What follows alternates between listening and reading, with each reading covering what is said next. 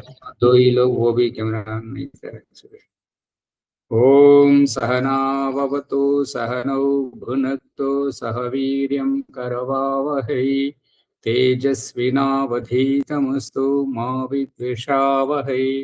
ओम शांति शांति शांति। ओम सत्य सागर नमस्ते। अभी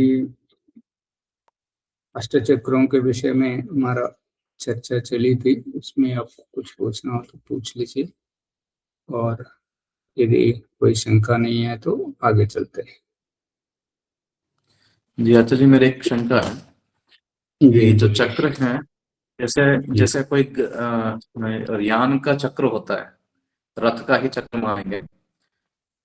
हाँ हाँ हाँ। जिस प्रकार से यान का रथ का चक्र है, तो क्या उसी आकार में चक्र है या किसी और आकार में है चक्र हमारे अंदर?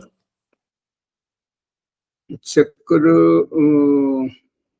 वैसा कुछ नहीं है।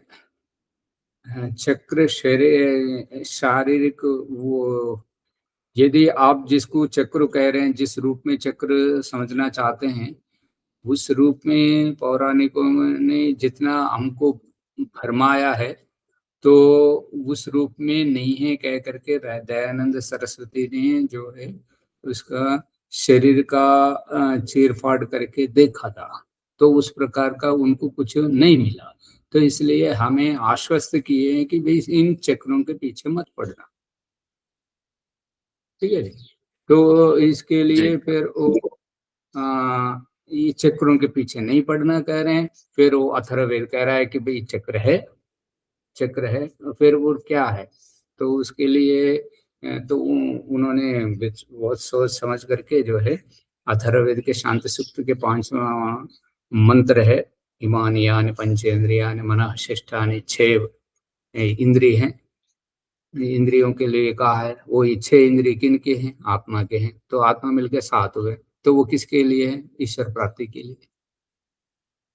ये 6 इंद्रिय जो है, ये आत्मा को इतना थकाते, इतना उभाते, इतना जिस किसी तरह से वो इसे थंग आकर के इंद्रियों को छोड़ देना पड़ता है। जब छोड़ दिया तो फिर वो आत्मा परमात्मा तक पहुंच जाती है। जब तक इंद्रियों के पीछे पड़ा था तो वो इंद्रियों का दास बना रहा था। तो इंद्रियों के स्वामी इंद्रजीत, इंद्रिय जय, इंद्रजीत जब कहलाएंगे तब जाकर के वो ईश्वर प्राप्ति की होगी जीवात्मा। तो यही स्वरूप ऋषि दयानंद सरस्वती ने मार्जन मंत्र और प्राणायाम मंत्रों में हमें दर्शाया है। तो उसी बात पर हम चर्चा चला रहे हैं। ठीक है, और कुछ? जी हाँ, इसी मंत्र में इमानि यानि पंच इंद्रियानि मनः, तो इस मंत्र में जो पंच हाँ इंद्रियानि जी, हैं, ये पांच हाँ जी, ज्ञानेंद्रिय हैं या पंच कर्मेंद्रिय?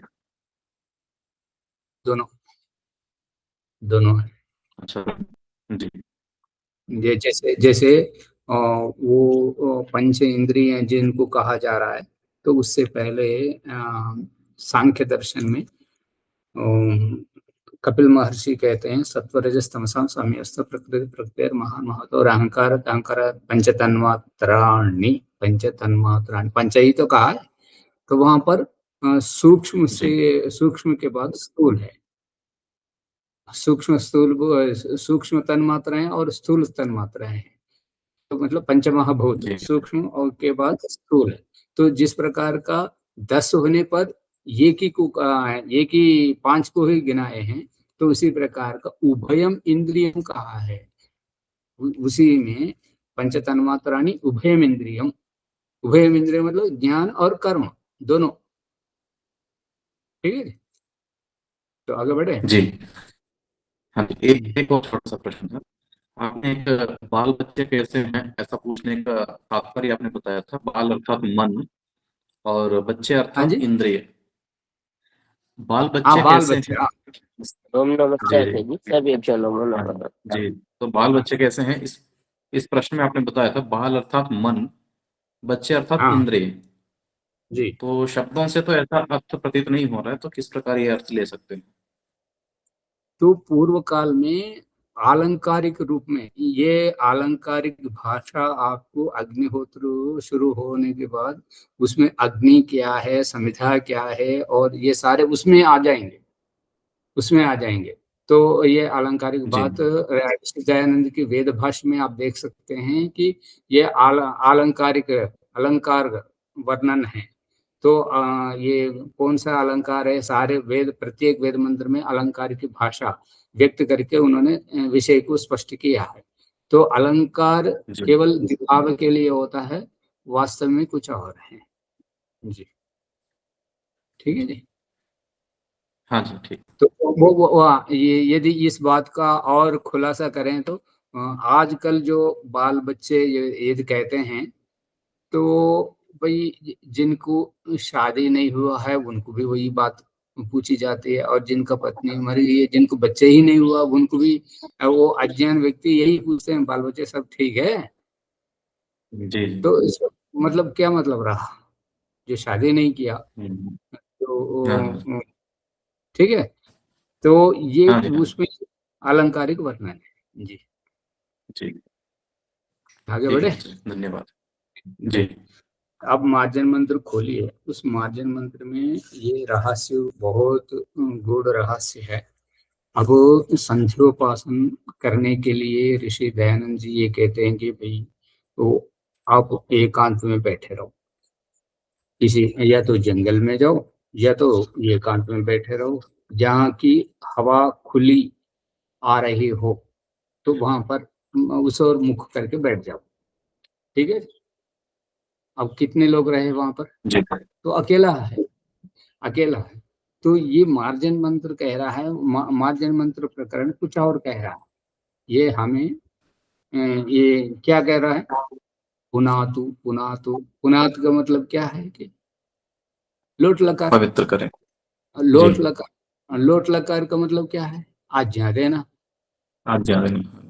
आज्ञा देना मतलब अभी तो बैठा ही है, अभी तो संध्या पूरा तो किया ही, हम्म, तो अभी ईश्वर तो मिला ही नहीं, तो ईश्वर के साथ खुल कर परिचय भी नहीं हुआ। तो जी। ईश्वर को पहचान के आज्ञा कैसे देंगे, आज्ञा देंगे तो जी। घबरा जाएगा। और या तो ये मान ले हम्म, बैठा हुआ ये कहेंगे कि ये किसको आज्ञा कर रहे हैं, आज्ञा दे रहे हैं ईश्वर को, कि ईश्वर को इनको कुछ पता ही नहीं अभी, अभी तो बैठे हैं उपनयन करके। ठीक है जी। तो इसलिए यहाँ जी। पर जी। पुनात मतलब पवित्र करें, पवित्र करने के लिए ये यहाँ पर मैंने अपना स्वतंत्र विचार ये किया है कि भाई ओम भू, हे प्राण प्रदाता परमेश्वर, मेरा ये प्राण धारण करने का मतलब क्या रहा, मैं इतना परेशान हूँ, मैं किस लिए ये प्राण धारण किया हूँ, किस लिए ये जन्म लिया हुआ हूँ, ये पूछ रहा है। तो ईश्वर कह रहे हैं पुनातु शिरसी, तू जिसके लिए जो स्वर्ग का सानिध्य, स्वर्ग से जो भटका है और मेरा सानिध्य से तू भटक करके आया है इस जन्म जन्मांतर में, तो जिस कर्म फल ने तुझे भटकाया है उस कर्म फल को तू शुद्ध कर। वाक्य की है, संवाद दोनों का, तभी ये बैठ पा रहा है। जी। जी। मतलब ये पुनः तो शिरसी जो है वो ईश्वर की तरफ से हमें है। हाँ जी, संदेश, जी। संदेश। जी। तो अब अभी इस संदेश का व्याख्यान हमें करना पड़ेगा। भाई जिन जिन उत्तम उत्तम श्रेष्ठ अच्छे कर्मों से हम मुख मोड़ते जा रहे हैं, उनसे मुख ना मोड़ करके जो गलत कार्य है, जिनसे पाप लगता है और जिनसे हमें समाज में दुत्कारा जाता है, तिरस्कार किया जाता है, उन गलत कामों से हमें मुख मोड़ना है। ये इतना हम शुद्ध कर सकते हैं, पवित्र रह सकते हैं। और दूसरा भुवः, भुवः मतलब है कि ये दुख विनाशक, भगवान दुख का विनाश करता है। यदि वो करता है तो हमें उसका कोई महत्व ही नहीं पता चलेगा, हम बार बार उसी दुख में पड़े रहेंगे। पर भगवान कभी दुख का नाश नहीं करता। भगवान हम अपना दुख दूर करने के लिए एक मौका देता है और एक सुविधा देता है। करना ना करना अलग बात है। आंखों में बासी आती है, नाक में वो श्लेष्म आता है, कानों में वो मैल आता है, तो उसको उसको निकालने के लिए हाथ दिया है, नाक साफ करने के लिए हाथ दिए हैं और दांत साफ करने के लिए दिए हैं। तो करना ना करना हम स्वतंत्र है, इसलिए नियम बना दिया दयानंद सरस्वती ने। आर्य समाज का 10वां नियम क्या है? आर्य समाज अब जी, सत्य। सर्वहितकारी नियम पालने में परतंत्र रहना चाहिए और हाँ प्रत्येक हितकारी नियम में स्वतंत्र रहना चाहिए। हाँ, जो ये दांत साफ करना, मुंह धोना, नाक साफ करना, आंख साफ करना, ये हमारा स्वतंत्र कार्य है, हमारा व्यक्तिगत कार्य है। इसमें हम करें ना करें, इसमें हम स्वतंत्र हैं। पर एक सड़क पर बाएं हाथ पे ही चलना है, ये सार्वजनिक नियम है, इसमें तो परतंत्र होना पड़ेगा। ठीक है जी। तो इस प्रकार का दुख दूर करने के लिए भगवान ने हमें बुद्धि दी है, आंखें दी है देख के चलने के लिए, कान दिए हैं श्रवणेंद्रिय जो सुन के समझने के लिए, और कोई वाद प्रतिवाद करके बोलने के लिए, अच्छा खाने के लिए हमको दिए हैं, और हाथ पांव सब दिए हैं। तो करना ना करना हमारे ऊपर निर्भर करता है। तो इस पर एक मनोरंजन दृष्टांत है। ईसा मसीह से किसी ने पूछा, हे प्रभु, तूने मेरे को ये आंख दिया किस लिए है? मैं अंधा था, कुछ दिखा नहीं था, मैं बेबस था, तो कुछ चिंता मग्न था। अब आंख दी है, इन आंखों का मैं क्या उपयोग करूं? इसलिए जो अच्छा है उनको देख करके मैं छिड़ जाता हूं। मेरे को ये स्वस्थ दिया, ये स्वास्थ्य शरीर है, इस स्वास्थ्य से मैं क्या करूं? मैं बीमार था, पड़ा पड़ा रहता था, पर मेरे को अच्छा किया, तो इस शरीर का, इस स्वास्थ्य का मैं क्या करूं? इसलिए मैं दूसरों को सता रहा हूं। मेरे को ये वाणी दी है, किस लिए दी है? मेरे को बोलना नहीं आता था, तो एक गूंगा तो वैसे रहता था, चुपचाप रहता था, मेरे को कोई देखता नहीं था। पर अब मेरे को ये वाणी दी है, इसका उपयोग मैं क्या करूं? इसलिए मैं दूसरों को गाली गलौज देता रहता। तो ईश्वर ये कह रहे, तू वेद पढ़, तू ये संध्या यज्ञ कर, ध्यान कर, जप कर, ये अच्छे काम नहीं करेगा पर एक गलत काम जरूर करेगा। तो इसलिए ईसा मसीह क्या करते हैं भाई, जो अंधे को आंख देते हैं, और गूंगे को मुंह देते हैं, और जो मरणासन्न को जीवन दान देते हैं। तो इसलिए वहां पर प्रश्न उठ रहा है, मैं इस जीवन का क्या करूं? समझ में आ रहा है कि नहीं आ रही? तो जी, हमारा आ रही। वैदिक ईश्वर ये कह रहे हैं कि भाई तुम ये करो, ध्यान करो, तुम्हारा उद्धार करो, तुम्हारा आत्मकल्याण के लिए जो तुम उपयुक्त समझते हो वो करो, पर अपने जीवन को बर्बाद ना करो, दूसरों को दुखी ना करो, और तुम दुखी ना हो। तो इसलिए ईश्वर ने हमें आंख, नाक, कान, ये सब इंद्रिय दिए और अच्छा शरीर दिया है। इसलिए भूवाह, हे प्रभु, ये दुख विनाशक कह करके हमने उनको संबोधित किया। तो ईश्वर ये कह रहे हैं, पुनातु नेत्रयो, पुनातु नेत्रयो, ये कह रहे हैं। ये नेत्रयो शब्द अलग है, बहुत ध्यान देना।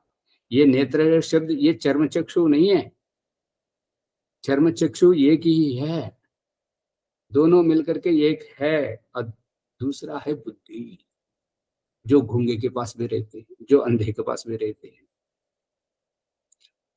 प्रज्ञा चक्षु ब्रजानंद जी ने इसी बुद्धि से काम लिया है, और हर गूंगे इसी बुद्धि से काम लेते हैं, उनकी चर्म चक्षु नहीं है। हर एक व्यक्ति ये समझते रहते हैं ये चर्म चक्षु दो दो है, इसलिए ये कहते हैं, पर ये नहीं है। और ये कहेंगे तो फिर उनके लिए प्रज्ञा चक्षु किसको कहते हैं? प्रज्ञा का मतलब क्या है? बुद्धि। और गूंगा वो लकड़ी लेकर के जो है टटोल टटोल करके जाते हैं, कहाँ पर गड्ढा है, कहाँ पर पत्थर है, कहाँ पर क्या है, कहाँ पर पानी है, अपने को उस लकड़ी से टटोल करके अपने बुद्धि से विचार करे, ओहो इधर रास्ता बंद है, इधर गड्ढा है, पानी है, इधर पत्थर है, ऐसा वो बुद्धि से चलते हैं। इसलिए भू भुवः पुनातु नेत्रयोः, ईश्वर कह रहे तुम दोनों आंखों से, एक चर्म चक्षु से, दूसरे बुद्धि से देख समझ करके चलो, अपनी दृष्टि को पवित्र करो, अपना नजरिया को बदलो। ठीक है, आगे बढ़े तो जी। वो कोई प्रश्न हो तो बीच में पूछ सकते हैं आचार्य जी। हाँ अच्छी बात। जी। अभी आए तो अभी हाँ पूछिए, या तो कल कल पूछिए, जैसा आपको पूछ रहे पूछिए। जी। जी, तो भूवाहा का जो अर्थ हम लेते हैं दुख विनाशक करके, जी तो दुख दुख तो तब आता है जब कर्म किया हो तो कर्म का फल भुगतने के लिए दुख आता है। तो कर्म फल के कारण जो हमें दुख मिलता है, तो उस दुख का नाश कैसे कर सकता है ईश्वर? वो तो कर्म का फल तो मिलना ही है, फल तो हम मतलब नष्ट नहीं कर सकते हैं, तो दुख का विनाशक कैसे है ईश्वर? अभी तक हमारा जो ये चर्चा मेरा चली प्रश्न। थी, ईश्वर दुख दूर नहीं करता।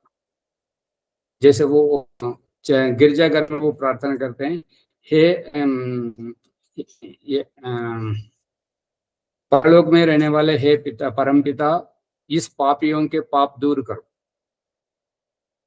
तेलुगु में बोलते परलोक मंदुन वो तंड्री ఈ పాపల పాపాలను క్షమించు। जी तो पापियों को पाप को क्षमा करता है। यदि पापियों का पाप क्षमा की जाती है तो उनको लाइसेंस मिल जाता है, मतलब खुली छूट मिल जाती है, बस कितने भी पाप करो बस गिरजाघर में जाकर के माफी मांगो। जी तो इसलिए फिर वो पापी बढ़ेगा। तो फिर श्री कृष्ण का ये श्लोक खंडित हो जाता है, परित्राणाय साधूनां विनाशाय च दुष्कृताम धर्म संस्थापनार्थाय, ये सारे खंडित हो जाते हैं। धर्म का स्थापना करने के लिए महापुरुष होते हैं, ना कि पाप क्षमा करने के लिए। तो इसलिए ईश्वर पाप को क्षमा नहीं करता, दुख दूर नहीं करता। दुख दूर करने की सब सुविधा है। जैसे और मोटा दृष्टांत देखिए, माँ क्या होती है, पिता क्या होता है, बच्चे क्या होते हैं, सब जीवात्मा हैं। उनका उनका उनका उनका कर्मफल है। माँ बाप आगे हैं, संतान पीछे हैं। तो इसे माँ बाप के गोद में बच्चों को जन्मा करके उनके रखवाले, नजर रखवा करके उनको गलत ना होने दे। और माँ बाप से के बाद बड़े होकर के उपनयन आदि करके गुरु के पास जाने के बाद गुरु की निगरानी में उनको बड़े करने के लिए गुरु ध्यान रखो भाई, वो कोई गंदी हरकत ना करे, लंपट ना बने, उनका जीवन का सुधार करे। इनका मतलब क्या बोलते हैं, जैसे बेड़ों के पीछे बेड़ चाल गडरिया को जिस प्रकार का बेड़ों के पीछे रखते हैं, तो हमारे पीछे माता बाल्य में तो माता पिता को और यौवन में तो गुरु को रखा है। रखा है कि नहीं रखा? 25 वर्ष तक। जी और जी उसके बाद जब हम स्वतंत्र होते हैं ज्ञान विज्ञान से, अपने पाँव के बल पर खड़े रहते हैं, तो हमारे गोद में दूसरे बच्चे को भेज रहे हैं भगवान, भाई तुम संभल गए तो इन्हें संभालो। और जब हम संभल गए तो हमारे माँ बाप को विदा करवा रहे, तो तुम चल बस, अब तो भाई तुम्हारा इनसे कोई, इनको कोई लेना देना नहीं है। तो उनको विदा कर रहे, इनको यहाँ हमारे पास भेज रहे, सुविधा दे रहे हैं ना। तो करना ना जी करना जी। वो बस यही है। तो दुख का नाश संभव है, किस प्रकार ये विनाशक, ये थोड़ा सा और स्पष्ट कीजिए। हाँ, दुख का नाश ये, दुख का नाश है जैसे अब तक हमने, हाँ तो प्रश्न, अभी तो गर्भ से आए हुए बच्चे से हो रहा है, तो वो कर्म अभी तो किया ही नहीं। एक तो कर्म जी अभी की। हाँ, आपका प्रश्न है कि कर्म किए हैं तो दुख दूर कैसे? जी जैसे अभी 10वां नियम एक बार और पढ़ लेते हैं, सार्वजनिक क्या सब सार्वजनिक? मनुष्यों को सामाजिक, सब मनुष्यों को हाँ हाँ सामाजिक सर्वहितकारी नियम पालने में हाँ, सब मनुष्यों को परतंत्र हितकारी सार्वजनिक नियम को पालने के लिए परतंत्र रहना चाहिए, परतंत्र बनना चाहिए। परतंत्र रहना चाहिए, और सब और हितकारी प्रत्येक नियमों को पालने के लिए स्वतंत्र रहना चाहिए हमें। स्वतंत्र जी। हाँ, तो यहाँ पर ईश्वर हमको सुविधा दे रहे हैं, माता पिता, और माता पिता का हम उपयोग करें ना करें, माता पिता बच्चों को जिम्मेदारी से पालन करें ना करें, और जैसे आंख में कीचड़ आया है, उसको हटाओ ना हटाओ। हाँ, कीचड़ तो कीचड़ दे रहे हैं भगवान, कीचड़ दे रहा है तो उसको हटाए कौन? यहाँ तक इसको छोड़े, और स्पष्ट रूप से रास्ते में कांटे आए हैं, गड्ढे आए हैं, और सांप बिच्छू पड़े हैं, और पत्थर हैं, क्या पत्थर को ठोकर मारते जाएंगे? चोट हमें लगेगा। नहीं, गोबर पड़ा है तो कीचड़ है, तो कीचड़ में पाँव रखेंगे तो गंदे हम होंगे, तो बच के जाना पड़ेगा ना। तो कांच के से टुकड़े हैं, कांटे हैं, तो उन पर पाँव रखेंगे तो हम घायल होंगे। तो भगवान ये सिखा रहे दुख दूर करने के लिए, ये दुख दूर करने के लिए दिखा रहे हैं कि भाई तुम कांटे को ठोकर मार के जाते हो, पत्थर को ठोकर मार के जाते हो, या बगल से जाते हो, तुम्हारी इच्छा है। ठोकर मार के जाओगे तो तुम दुख होगा, दर्द होगा। यदि बगल से निकल जाओगे तो बच जाओगे। ये हमें सिखा रहे हैं धीरे धीरे। और माता पिता के पास जैसे माता पिता वो नजर रखते हैं छोटे बच्चों के ऊपर, जैसे करंट प्लग में हाथ ना रखे, वो तो खेलता खेलता वो जा करके रखेगा। माँ नजर रख रही है, और गर्म पानी है, और भोजन बनाते समय माड़ निकाल के रखते हैं, तो बच्चे जाकर के हाथ डाल देते हैं, बार बार मना करने पर भी जाते हैं। और कभी बच्चे क्या करते, पीछे से माँ के पीछे, माँ कहीं दूर हो या सो रही हो, इस समय बच्चे आकर के पानी में गिर जाते हैं, या वो ये बड़ी बड़ी चींटियों के पास जाते हैं, या माड़ में आग में हाथ दे देते हैं, जल जाता है, तो फिर दोबारा उस तरफ नहीं जाता वो बच्चा। अनुभव, समझदारी। एक बार बड़ी चींटी काटी तो उसको देखते ही चिल्लाता रहता है। माँ वही समझती है भाई चींटी कटवाऊंगी और आग जलाऊंगी, आई आई, तेलुगु में बोलते हैं आई आई काल तो नहीं। तो इस प्रकार का उसको डराया जाता है। तो ईश्वर सब कुछ आपके सामने रखा है, तुम क्या करते हो, उसका सदुपयोग करते हो, दुरुपयोग करते हो, तुम्हारी इच्छा है। सदुपयोग करना है तो उसका दुख से बचना है, दुख दूर कर लेना है। ये दुरुपयोग करते हैं तो कैसे दुखी होना है, तुमको मनुष्य जन्म उचित नहीं है, तुम पशु जन्म देना, पक्षी जन्म देना है। ये मनुष्य में के अंदर जो अक्ल बुद्धि है वो काम नहीं ले रहे हो तुम, तो इसलिए तुम्हारा मनुष्य जन्म निकल जाएगा, छीन लेंगे। तो इस प्रकार का तो भुवः पुनः तो नेत्रयो, एक सोचना समझना दोनों आंखें हैं, और दूसरा इन दो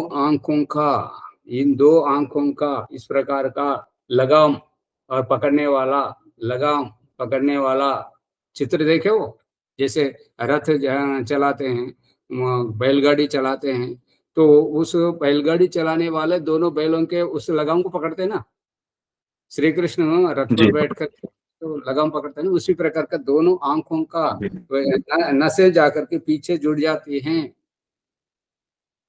वो सारे चित्र हैं।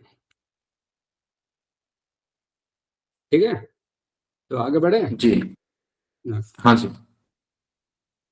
स्वः पुनात कंठे, स्वः हे स्वयं सुख स्वरूप, तुमने तो अपने स्वयं सुख में रह रहे हो, हम तो दूसरे के ऊपर आश्रित सुख में जीना पड़ेगा।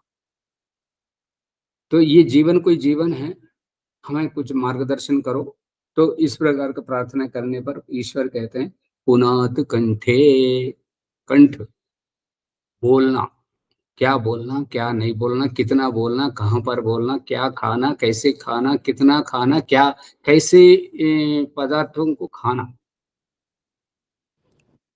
तो इस प्रकार का अपने कंठ, इसके लिए पतंजलि महर्षि कहते हैं कंठ कूपेक्षुत पिपासा निवृत्ति ही। कंठकूप जो अन्न जलपान निगलने का, खाने का, उसका इस पर ध्यान दो तो तुम्हारा जो है ये जन्म सुधर जाएगा। और अपने जीवन में हम स्वयं सुख, चोरी करने वाला भी वो उनकी समझ के अनुसार जो चोरी करता है वो उनका अपना सुख है। व्यभिचार करने वाला वो अपनी इच्छा से करता है, वो उनका अपना सुख है। और जो पूजा पाठ करने वाला, ध्यान करने वाला, यज्ञ करने वाला, संध्या करने वाला, उनकी अपनी विचारधारा है, वो अपने स्वयं सुख के लिए करता है। ये स्वयं सुख ईश्वर। दयानंद जी वेदारंभ संस्कार में गायत्री मंत्र का अर्थ लिखते हैं कि स्वह मतलब जो स्वयं सुख स्वरूप है, अपने उपासकों को स्वयं सुख की आनंद को प्राप्त कराने वाला, जो जिसमें है वो उसी में सोचता रहता है। चोरी करने वाला और झूठ बोलने वाला और पशुवध करने वाला और जीवन दान देने वाला और पशुओं को बचाने वाला और परोपकार करने वाला, गुरुकुल चलाने वाला, गौशाला चलाने वाला, और सबको अपना अपना स्वयं सुखानंद। स्वयं सुखानंद है या दूसरों का आनंद में अपना मग्न करते हैं। चोरी करने वाला किस लिए करता है? उनका आनंद है, वो उतना ही जानते हैं, बस ये वस्तु मेरा हो जाए, ये पदार्थ तो मैं ही खाऊं, बस वो उतना ही जानते हैं। वो दूसरों को कितना दुख होता है नहीं, वो नहीं जानता। दूसरों के दुख में भी सुख की कामना करता, अपनी सुखी अनुभूति करता रहता है। तो इसलिए यहाँ पर स्वः पुनात कंठे, यहाँ पर दो है, भू पुनात शीर्षि, भुव पुनात नेत्र, स्व पुनात कंठ, इनमें दो दो है। दो ये है कि एक सद्विनियोग करे तो ऊपर जाता है, एक दुर्विनियोग करे तो नीचे पतित होता है। तुम पतन को समझो, उत्थान तुम अपने आप करोगे। इसलिए कोई व्यक्ति अच्छे मार्ग पर जाते हैं तो गिर जाते हैं, पतित हो जाते हैं, तो उनको उठाना किसी को नहीं पड़ता समझदार के लिए, जो असमर्थ को उठाना पड़ता है। हम कमजोर को लाचार समझते हैं, पर भगवान क्या दिखा रहे हैं कि भगवान कमजोर को और जिम्मेदारी सौंप रहे हैं। कमजोर को और जिम्मेदारी सौंप रहे। कैसे? जैसे अंधा है तो चश्मा उन्हें ही उठाना पड़ेगा, और बहरा है, कान की जो मिशन है उन्हें ही रखने पड़ेंगे। जो लंगड़ा है, लकड़ी उन्हें पकड़ना पड़ेगा। समझ रहे हैं कि नहीं? कमजोरी में और जिम्मेदारी सौंप रहे भगवान। हर हम तो भाई ये तो मजबूर है, बेचारे लाचार है, इन्हें मदद करे, ये हमारी नजरिया। पर एक ईश्वर ये समझते हैं भाई तुम्हारी कमजोरी का, तुम अपने कमजोरी को दूर करके तुम समर्थ बनो, किसी के ऊपर मजबूर ना हो। इसलिए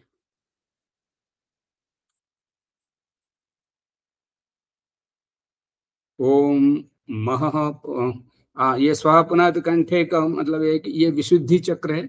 विशुद्धि चक्र, इसके लिए पतंजलि महर्षि कहते हैं कि कंठ कूपेक्षुत पिपासा निवृत्ति ही। ये भूख प्यास का मतलब क्या है? भूख प्यास का मतलब यह है कि शारीरिक आवश्यकता, जैसे हम गाड़ी पे जा रहे हैं तो उसमें पेट्रोल खत्म हुआ, हवा कम हुआ, या कुछ उसका डीजल वो काला पड़ गया, कार्बन दे रहा है, परेशान कर रहा है, तो गाड़ी की जो आवश्यकता हमें देखना पड़ता है। तो इसलिए शारीरिक आवश्यकता है। तो शरीर के लिए अन्न की आवश्यकता है, तो उस अन्न की आवश्यकता हमें पूरा करना पड़ेगा। इसलिए कंठ से हम निगलते जा रहे हैं। तो ये पतंजलि महर्षि शोध करके ये बता रहे हैं कि शरीर की आवश्यकता क्या है? ये कंठ का हिलना, निगलते समय ये इसका हिलना, इसके जो स्पंदन है, इसके जो चाल चलन है, इस पर ध्यान रखो। तो इसका मतलब है कि शरीर को धोखा दे रहे, शरीर को धोखा दे रहे हैं कि ये जो कंठ का हिलने का मतलब है ये कुछ खा रहे हैं, ये कुछ पी रहे हैं, ये आभास शरीर को हो जाए, तो इसलिए शरीर भूख प्यास का अभिव्यक्ति नहीं करेगा। इसलिए यहाँ ध्यान रखो। अर्थमవుతుందా अम्मगारू? माताजी समझ रहे हैं कि नहीं? तो ये शरीर के साथ ये हो रहा है, ये जो कंठ అవుతుందా ఆచార్య కొంచెం కొంచెం ये शरीर का आभास जो हो रहा है, तो ये कंठ हिल रहा है, मतलब गले से घूंट निकला जा रहा है, तो इसका मतलब आहार आ रहा है, शरीर को ये आभास करा रहे हैं। वास्तव में खाना पीना कुछ नहीं है, ये पतंजलि का कहना है। ये बहुत गहराई की बात है। जब शुरुआत में ये पढ़ाते समय बच्चों ने कहा भाई यहाँ गुरुजी यहाँ पर ध्यान रख देने से हमको भूख प्यास नहीं लगेगा, खाना पीना नहीं पड़ेगा, बर्तन नहीं मांजना पड़ेगा, राशन नहीं खरीदना पड़ेगा, हम तो बहुत सुखी हो जाएंगे। ऐसा नहीं चलता। ये ध्यान करने के वालों के लिए, स्थूल शारीरिक श्रम ना करने वाले के लिए, जो बैठ के काम करने के लिए, उनके लिए हो जाएगा। पर ये तुम लकड़ी फाड़ो का पत्थर फोड़ो, उसके लिए फिर आप ध्यान कर जब भूख लगे फिर ध्यान करने बैठ जाओ और कंठकूप में ध्यान रखो, ये नहीं हो सकता।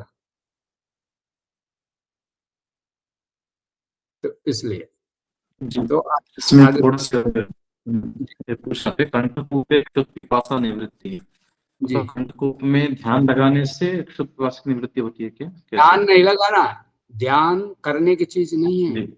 मतलब हमारा दृष्टि पूरा वहीं रखना है, आंख बंद करके। ये कंठ का इसको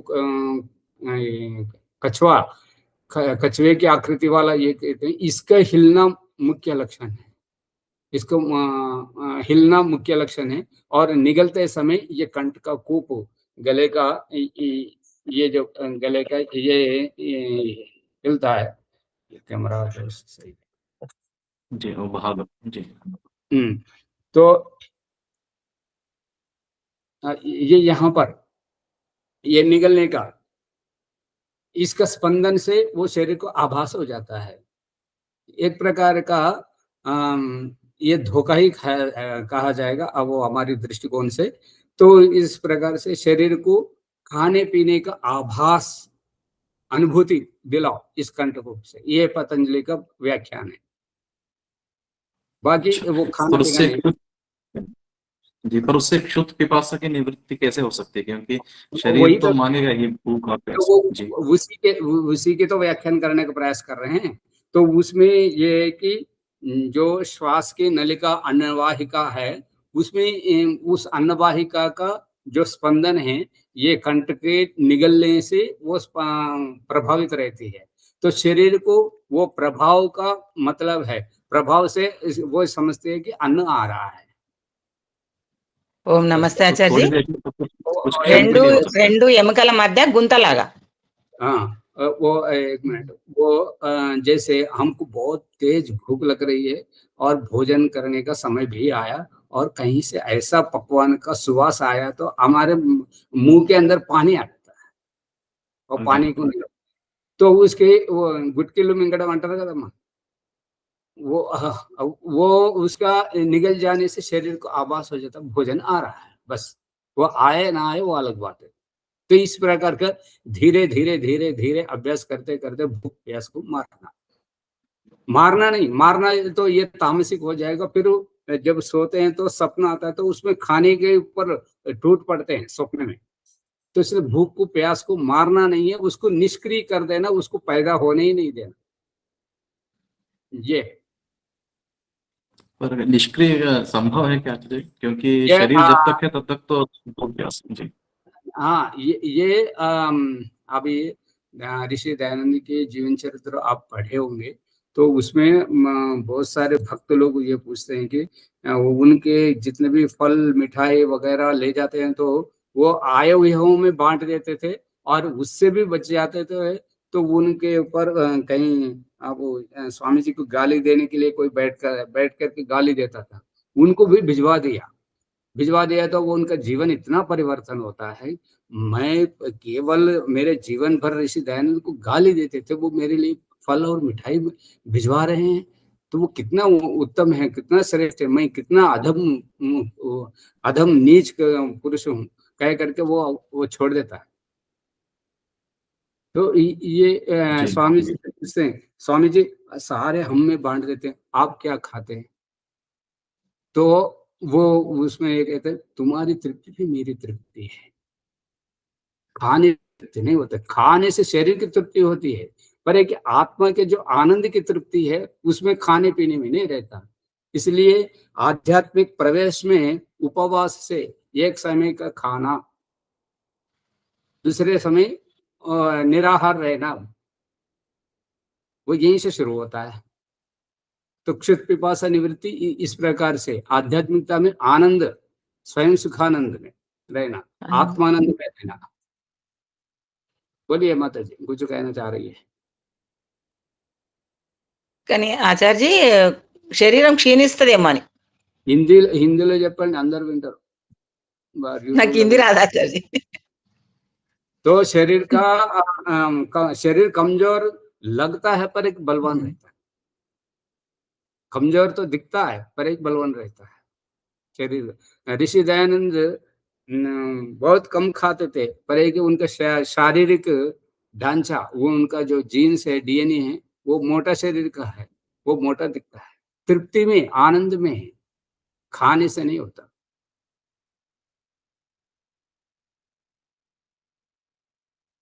ठीक है, आगे बढ़े और जी। कुछ?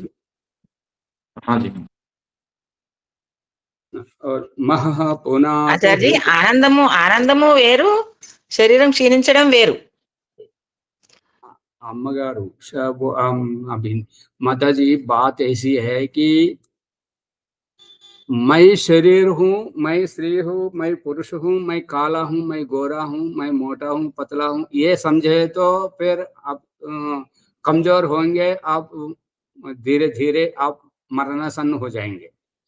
ये मैं शरीर नहीं हूँ, मैं आत्मा हूँ, मैं शरीर में रहता हूँ, शरीर मेरा है, मैं शरीर नहीं हूँ, इतना समझने पर आपको शारीरिक उपभोग से आपका कोई लेना देना नहीं है। यदि आप यह परलोक पुस्तक में शंकराचार्य का परकाय प्रवेश देखे होंगे। परकाय प्रवेश में कई महीनों तक वो शरीर से बाहर रहते थे। शरीर तो आत्मा रहित रहता था, वो उस आत्मा के नियंत्रण में रहता था, पर यह शरीर खाता पीता नहीं था, तो फिर कैसे जीवित रहा? जी, परकाय प्रवेश संभव है क्या? जी हाँ जी, संभव है। आप इसी प्रकार का आगे बढ़िए तो आप तो हो जाए, वो भी प्रयोग में आ जाए। विद्या है तो ये सिद्धियां हैं, सारे यजुर्वेद में सिद्धियां हैं, अथर्ववेद में सिद्धियां हैं।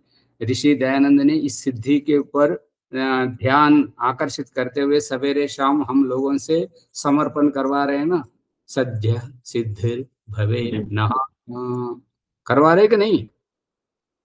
जी। धर्मार्थ काम मोक्ष की सिद्धि को शीघ्र प्राप्त करने के लिए अनुग्रह करे प्रभु। तो ये है। पर जब परकाय प्रवेश करेंगे तो ये आत्मा तो एक वो अलग विषय है, वो अलग विषय, पहले इस विषय पर आ जाएगा क्योंकि वो विषयांतर है।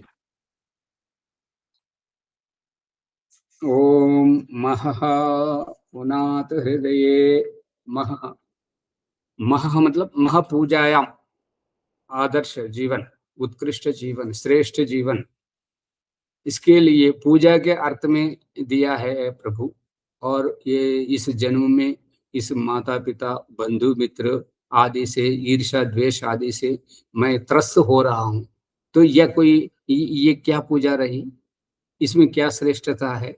तो इसके लिए ईश्वर समाधान देते हैं, पुनात हृदये, हृदय ह्री हरणे शब्द से हृदय शब्द बनता है, जिसमें हरण करना, दूसरों का मनोरंजन करना, दूसरों का प्रेम चुराना, दूसरों से प्रेम करना, और पशुओं से प्रेम करना, पक्षियों से और पेड़ पौधों से और गुरुकुल आश्रम और सार्वजनिक कार्य, औषधालय और रोगियों को दवाई देना और इस प्रकार का कार्य से प्रेम, सबका प्रेम पाना, इसको कहते हैं अनाहत हृदय, अनाहत स्थान।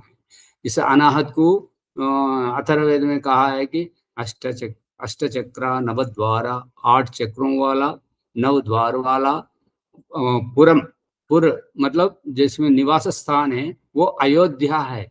अयोध्या मतलब जो युद्ध करने के योग्य नहीं है, इसलिए हमारे पसलियों को आगे करके उदर को नीचे करके तो उस गड्ढे में हृदय ग्रंथि को रखा है। ये आपको मौका मिले तो तेलुगु में वो उनका नरसिंह राव है कोई प्रवचन करता, मंत्र पुष्प के ऊपर इस हृदय ग्रंथि के में विद्यमान ईश्वर की जो आभास अनुभूति के लिए वो इतना जबरदस्त प्रवचन है तेलुगु में, वो आप सुन लीजिएगा, बहुत अच्छा होता है। कमल के गांठ की तरह ये हृदय ग्रंथि, जिसकी रक्षा के लिए मातृशक्ति अपने गले में मंगलसूत्र का जो जुड़वा, वो उसका संबंध है, वो पति पत्नी का, वो यहीं पर लटका देते हैं। और भीष्म पितामह अपने हृदय ग्रंथि के रक्षा के लिए रक्षक मणि को यहाँ धारण करते हैं। तो इसलिए जब युद्ध करते समय अर्जुन अंधाधुंध बाण चलाते हैं तो कुछ भी असर नहीं होता, तब श्री कृष्ण डांट कर कहते हैं, अर्जुन कहाँ मार रहे हो, सीधा उनके हृदय रक्षक मणि को भेदन करो पहले। तो पहला बाण जो है वो उस बाण को मारने के लिए कहते हैं उधर से शिखंडी को सामने कर देते। शिखंडी के सामने कर देने से भीष्म पितामह धनुष को संधाना वो छोड़ देते हैं और ये बाण मार देते हैं अर्जुन। तो इसलिए फिर वो पहला बाण बिंद जाता है, फिर इसके बाद वो हो जाता है। तो इसलिए जो हृदय ग्रंथि पसलियों को आगे करके, पसलियों का जो जोड़ है उसके ऊपर कवच, दोनों पसलियों के बीच में जो कवच है जब बर्ची की तरह रहता है, लटका रहता है, और उसके नीचे उधर रहता है, उस बर्ची के नीचे हृदय की ग्रंथि रहती है। ये तो ये प्रेम का। और यहाँ पर जब आते जाते समय आत्मा जो है विश्राम के समय में मूलाधार स्वाधिष्ठान में जाती है, और जागृत अवस्था में आज्ञा चक्र, ये दोनों भवों के बीच में और नाक के ऊपर ललाट के नीचे, वहां पर पीयूष ग्रंथि, पिट्यूटरी ग्लैंड में ग्रंथि में रह करके वहां पर सब जैसे सब स्टेशन में ऑफिसर बैठ करके किस ओर का बिजली कहाँ जा रहा है, कैसे जा रहा है, वो कैसे देखता रहता है। तो उस प्रकार का कौन से इंद्रिय काम कर रहा है, कहाँ पर चींटी रेंग रहे है, कहाँ पर चींटी काट रहे है, उसको हाथ को इशारा करता रहता, जाओ वहां जाओ, और पाँव को इशारा करता रहता, वहां गुदगुदी हो रहे है, उसको खुजाओ, इस प्रकार का आज्ञा देता रहता है। तो इस प्रकार के ये प्रेम का संवाद जो है हृदय का स्थान, तो ये मूलाधार चक्र से और सहस्त्रार और आज्ञा चक्र को ऊपर नीचे आते समय इस हृदय ग्रंथि में ऐसे झांक लेता है। ये जो अंदर का संस्कार है, हम सड़क पर गली में आते जाते समय कोई दरवाजा खुली है तो उस ओर झांक लेते हैं, तो वो हम यूं ही नहीं झांक रहे, ये अंदर जो हो रहा है वो बाहर नाटक हम कर रहे हैं। समझ में आ रही जी? जी जी। तो ईश्वर ये कह रहे हैं तुम्हारा प्रेम का संवाद जो ईश्वर प्राणी का, ईश्वर प्राप्ति का मुख्य साधन है प्रेम। दूसरों के साथ हमें जुड़ना है, दूसरों के साथ हमें जोड़ के रहना है, दूसरों के साथ हमारा मेल भाव रखना है। इसलिए ये पति पत्नी का, परिवार का, गुरु शिष्य का और बंधु मित्र आदि का ये सारे संबंध का रहस्य है। अन्यथा उनकी आत्मा उनकी, हमारी आत्मा हमारी है, उसमें कोई ये शादी क्या, नाटक क्या है, ये गुरु शिष्य का प्रेम क्या, ये सब बेकार है। इसलिए ईश्वर प्राप्ति के लिए ये हमारे घर के लिए, घर में 4 दीवार है, चार दीवार ही रहने के लिए पर्याप्त है। पर है कि जो खिड़की दरवाजा क्यों रख रहे हैं? खिड़की दरवाजे से हमारा खिड़की से हवा आने जाने का, रोशनी आने जाने का, और दरवाजे से हम आते जाते रहते हैं। ये आने जाने का ये मतलब है कि अनुकूल प्रेम भाव, दीवार से हम आ नहीं सकते। जो नास्तिक लोग हैं, जो ईश्वर को नहीं मानते, वो दीवार से आने जाने के लिए प्रयास करते हैं, इसलिए ठकरा जाते हैं, इसलिए उनको चोट लगती है। तो ये दरवाजा का मतलब है कि प्रेम, दूसरों से हमारा ऋग्वेद का अंतिम सूक्त है संगठन सूक्त। संगच्छध्वं संवदध्वं संवो मनांसि जानताम देवा भागम यथा पूर्वे संजानाना उपासते। इस प्रकार का जो संगठन सूक्त है कि मिलके रहना, ये ईश्वर प्राप्ति के लिए। वहां पर मिलके रहने का मतलब है कि एक दूसरे की प्रशंसा करना, एक दूसरे का बड़प्पन करना, और एक दूसरे को साथ देना, तो एक दूसरे का सत्कार करना, पूजा ही तो है। तो महापूजायाम ये है। अब जो प्रेम में, जो समर्पण में मार काट नहीं होती, धोखाधड़ी नहीं होती, इसलिए पति पत्नी का, पिता पुत्र का और गुरु शिष्य का, ये सारे आदर्श। और उसके बाद आता है जनः पुनातु नाभ्याम। ओम जनः, वो जगन्नायक का, हे सृष्टिकर्ता परमेश्वर, हमें ये जन्म दिए हैं। इस जन्म के क्या उद्देश्य है? इस जन्म से क्या हो रहा है? तो इसमें वो खाना पीना और मर जाना पशु के जैसा, इस जन्म से क्या पाऊं? इस जन्म दिलाने का, मेरे को ये शारीरिक जन्म देने का क्या उद्देश्य है? ये प्रश्न करने पर तब ईश्वर उसका समाधान देते हैं। जनः पुनात नाभ्याम, पुनात नाभ्याम, नाभि, जन्म का रहस्य को जानो। और इसी के विषय को पतंजलि महर्षि कहते हैं काय नाभि चक्रे काय व्यूह ज्ञानम। नाभि चक्रे काया, काया मतलब शरीर का, जन्म का, व्यूह संरचना, ज्ञानम, उसको जानो, उस संबंध को जानो, गर्भनाल से माँ का और बच्चे का संबंध को जानो। गर्भ के अंदर, अभी नाक बंद करो, वो मनोरंजन में वो आता रहता है, वो बोलते रहते, अभी अंतिम सांस लो, अभी अंतिम सांस। अंतिम सांस क्या लेना भाई? अंतिम सांस लिया है तो फिर मैं लिया नहीं लिया कैसे पता चला? मैं तो जाऊंगा, चला जाऊंगा। तो वो मनोरंजन कर रहे कि सांस लेते रहो, सांस लेते रहो, श्वास पर ध्यान रखो। कौन से नाक से गर्मी सांस आ रही है, कौन से नाक से ठंडी सांस आ रही है, ठंडी गर्मी, ठंडी गर्मी, ईड़ा पिंगला, ईड़ा पिंगला, चंद्र नाड़ी सूर्य नाड़ी, चंद्र नाड़ी सूर्य नाड़ी। दाएं नाक का सूर्य नाड़ी है, ईड़ा नाड़ी है, और बाएं नाक का पिंगला नाड़ी है, चंद्र नाड़ी है। दाएं नाक से बाहर से अंदर जाती है, दाएं नाक से अंदर से बाहर आती है। गर्मी सांस, शरीर की गर्मी बाहर फूंका जाता है, और बाएं नाक से बाहर की प्राणवायु अंदर जाती है, ठंडे रहती है। इस प्रकार का तो शरीर की संरचना को देखो। अब 1-2 मिनट सांस बंद करो, 1-2 मिनट के लिए तो हम इतना तड़प जाते हैं, इतने तिलमिला जाते हैं, पर एक गर्भ के अंदर नवजात शिशु 9 महीने तक रहता है, वो कैसे सांस ले रहा होगा? उस संरचना को देखो। वो माँ के गर्भनाल से, माँ के शरीर से, इस पिंड के नाभि में उस गर्भनाल और रक्त संबंध, आंतरिक संबंध जोड़े थे। उस वो आंत के माध्यम से माँ के शरीर से पिंड के शरीर में, उस शिशु के शरीर में पोषक तत्व माँ के खाए हुए अन्न पदार्थ से आते हैं। अंग अंग से उसका स्राव उसको बहा देती है माँ, और वो स्राव जड़ होता है, वो हिल डुल नहीं सकती। तो उसको वो बहने के लिए क्या चाहिए? माँ का जो सांस है। इसलिए गर्भकाल में उसका सांस तेज चलता है। साधारण स्थिति से गर्भवती की से, जो गर्भिणी की जो सांसें जो है वो तेज चलती है और गहरी चलती है। तो इसलिए वो उसका कुछ हिस्सा इसका शिशु तक आती है, उस गर्भनाल से।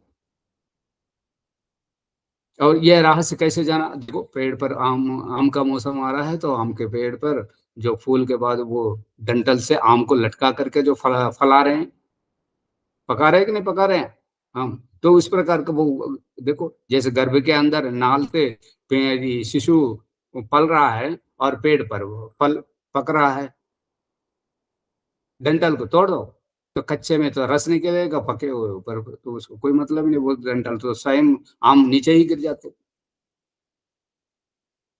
तो इस गर्भ रहस्य को जानो, इस जन्म रहस्य को जानो।